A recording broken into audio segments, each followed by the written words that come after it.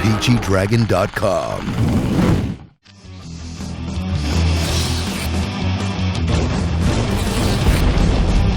Happy creative stuff. Hi, and welcome to another exciting episode of Happy Creative Stuff. So I finally got around to watching Batwoman episode 1, and I have to say I was pleasantly surprised. I was expecting the worst. Why would I be expecting the worst, you say?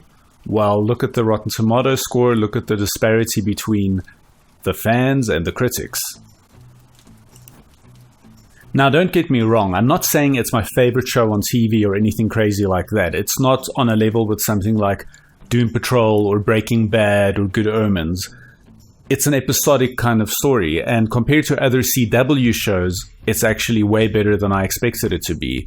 It's much better than Supergirl episode 1, and it's definitely better than a lot of the Arrow series has been for the last few seasons.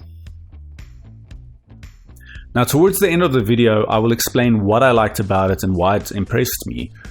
But all the channels that I watch on YouTube, a lot of them that discuss these kinds of shows, really gave it a bad rating and tore it apart, so I wasn't expecting a lot from it. So when people said that it had been review bombed on Rotten Tomatoes, I expected it to be a fallacy and the same kind of hypocrisy that we've seen around other shows. I do think there is review bombing in this case to some extent, but I think the blame largely falls on the bad marketing campaign. I think a lot of people that don't watch this are reviewing it badly, but to a larger extent, I feel that audiences aren't giving it a chance because the marketing was horrible. The marketing only focused on one demographic, and that actually underestimates the quality of the show.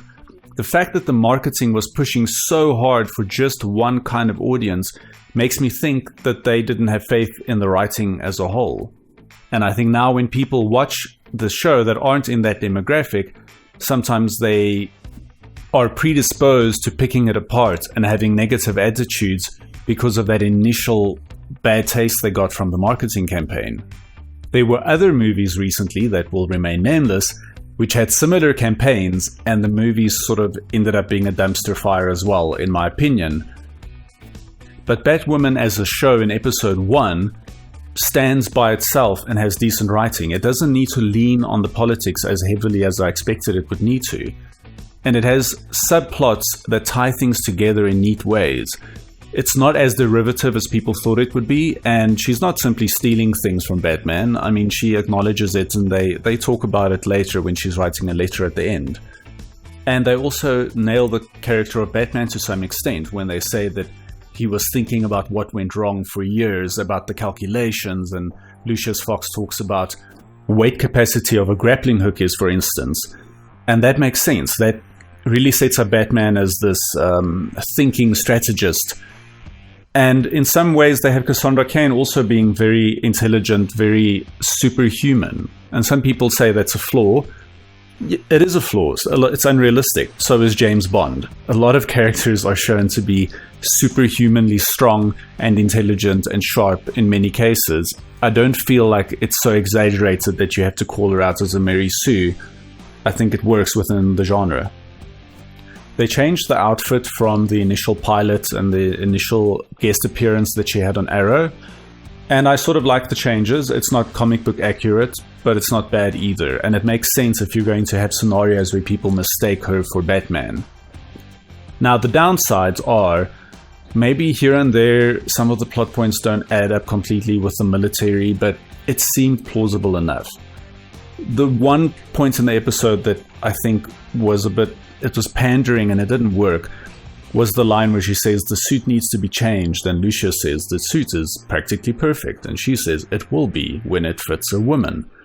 Now, for someone who's been depicted as being as intelligent as Cassandra Cain is in this episode, that's a very short-sighted statement. Because I think anyone who's truly intelligent knows that you can't just choose a demographic of people and categorize them, because that is prejudice.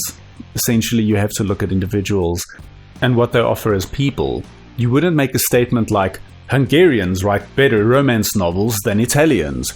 Because how do you determine that? You'd have to look at every person in each country, and there's just no way to say something like that. So when an intelligent character generalizes like that, it just seems a bit silly. Otherwise, it's a pretty fun show. I enjoy it. I'm prejudiced because I like the world of Batman. I was excited to visit that world, and that's why I enjoyed the show.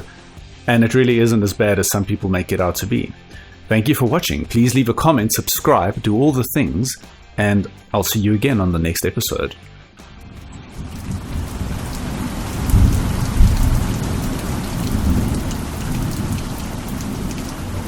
Hi there. Do you need videos, animation, websites, illustrations, art, photography, photo edits, 3D or corporate design? Contact peachydragon.com today. peachydragon.com